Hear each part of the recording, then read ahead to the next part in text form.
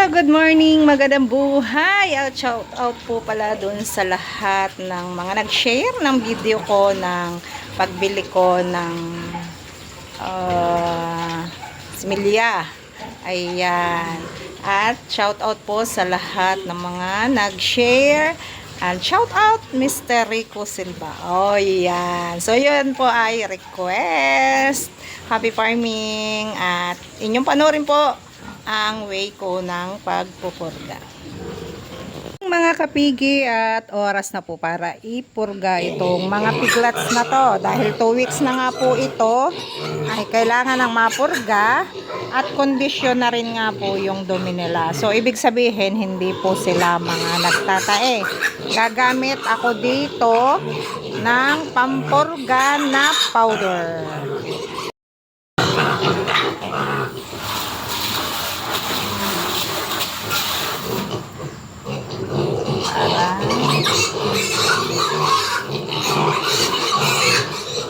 Sinasakit mo ng konti para dumikit. Ayan. At nang ma-absorb nila mabuti. Powder po yung ginagamit ko para hindi na po kahabol-habulin yung biik. At nang bawas na rin po sa stress nila. Kasi po, pag-injection, siyempre, masyakit yun. Ayan, pag mix na, ibibigay na dun sa mga piglets na mga gutom. Kailangan po ay gutom yung inyong mga piglets bago nyo purgahin ng powder para kainin nila. Kasi medyo may lasa po.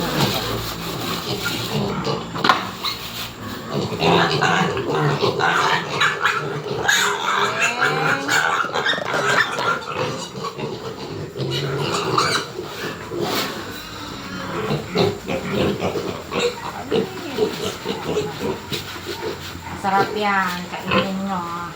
Kalahating kilo lang ng pakain. Kasi 14 big po ito.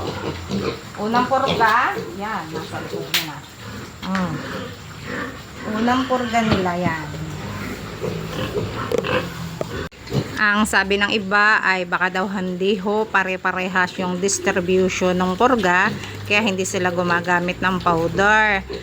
Sa experience ko naman po ay basta sila'y nakakain at kumakain lahat, yan po ay effective sa kanila. So, sa tagal ko pong nag-aalaga ng mga biik, ng mga fattener, hindi po ako gumamit ng injection. Kasi ho, sa vitamins at sa mga antibiotic, injection na yung ginagamit. So, at least sa purga naman ay makapahinga sila. At effective naman po ang aming pamamaraan dahil po ay kami na rin po yung nagkakatay ng mga fattener at wala naman pong mga bulatay. Ayan, kaya effective naman po yun. At ito'y unang purga.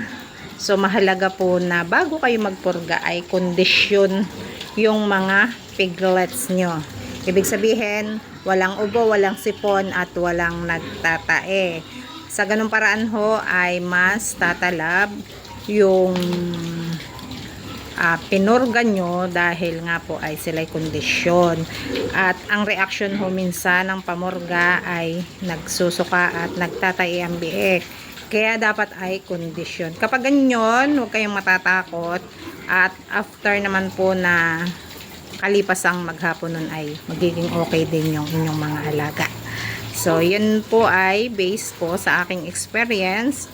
Kaya, kailangan ay kondisyon ang piglets bago magpurga. Kahit anong pamurga na powder, kung ano yung available sa lugar nyo. Yun lang po, and happy farming! God bless!